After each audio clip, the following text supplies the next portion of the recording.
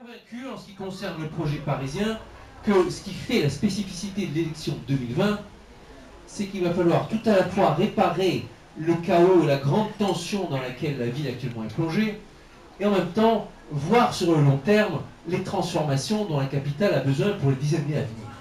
Voir les choses en grand, parce que nous avons besoin du Grand Paris et d'un regard dans lequel on prend tous les enjeux à la bonne échelle métropolitaine, voir les choses sous le prisme de la démocratie et de la bonne gouvernance, car nous traversons une crise démocratique et précisément de méconnaissance des humains les uns avec les autres, voir les choses sous le prisme de l'écologie, aujourd'hui menace numéro 1 sur l'humanité et qui doit sous-tendre toute démarche humaniste, voir les choses sous le prisme de la connaissance, de l'innovation, de la culture, de tout ce qui a fait de Paris la ville lumière admirée dans le monde entier et qu'il est temps de se réapproprier.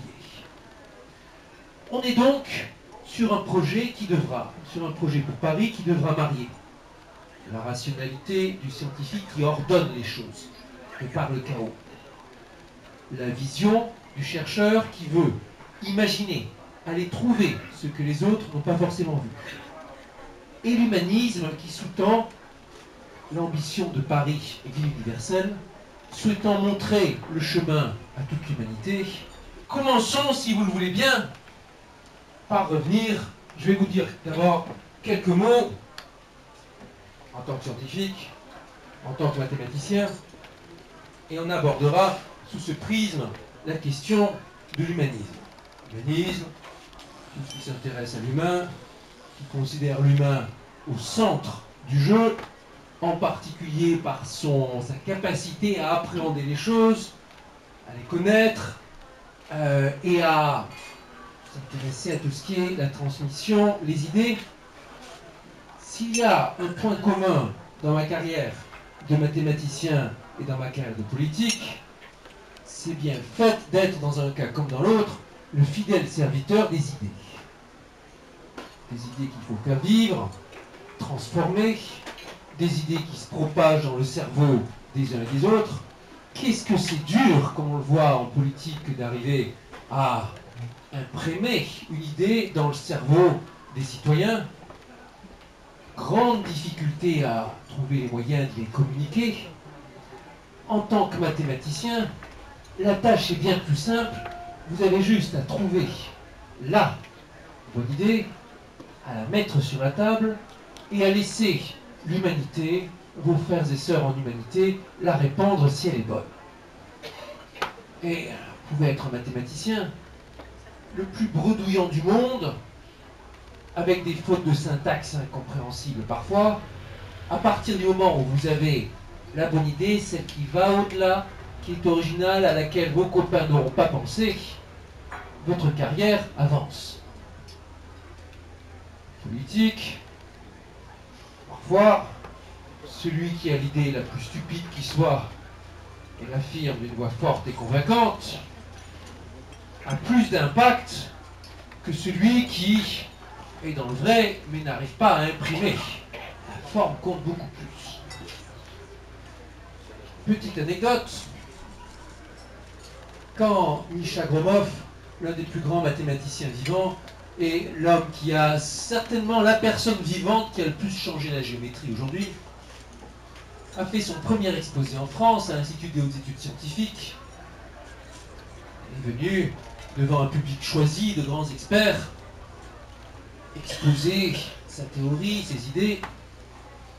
Après, à la fin de l'exposé, un grand débat s'est engagé parmi les spectateurs du séminaire pour savoir en quelle langue il avait été donné.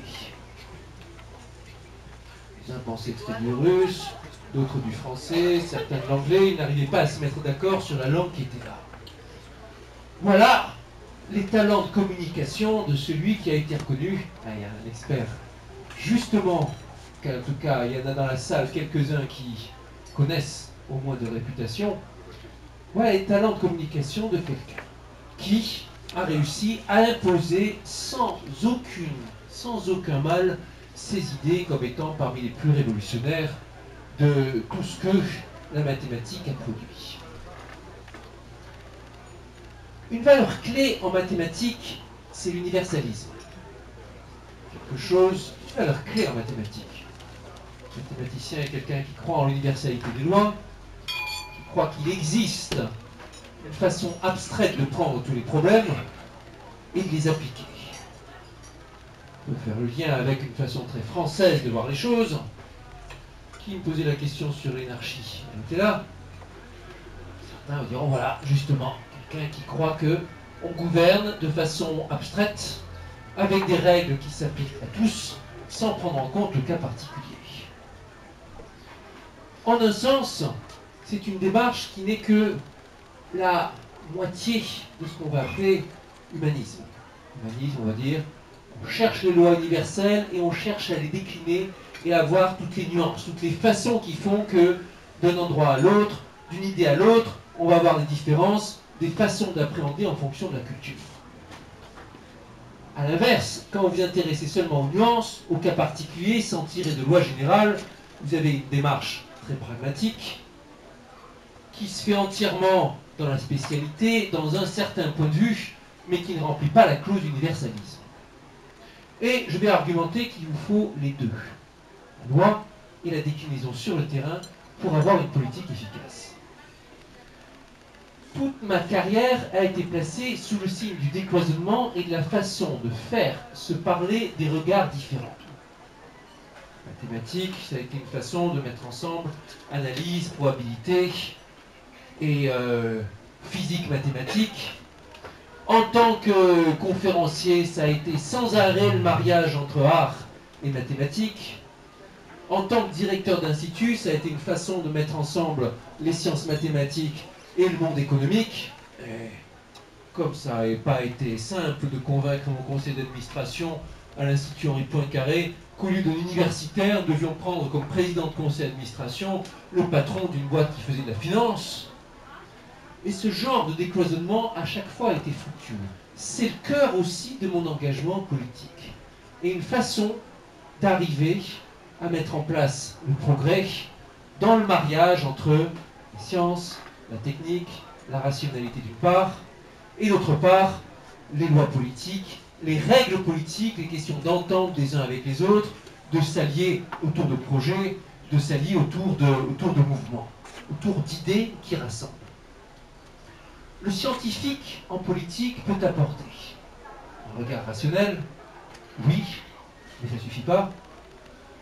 Une connaissance de valeurs de ténacité, d'originalité, qui sont le fondement des sciences mathématiques, cette idée que la solution est toujours en soi, mais qu'on a besoin du regard des autres pour y accéder. Et c'est exactement le sens de mon engagement en politique.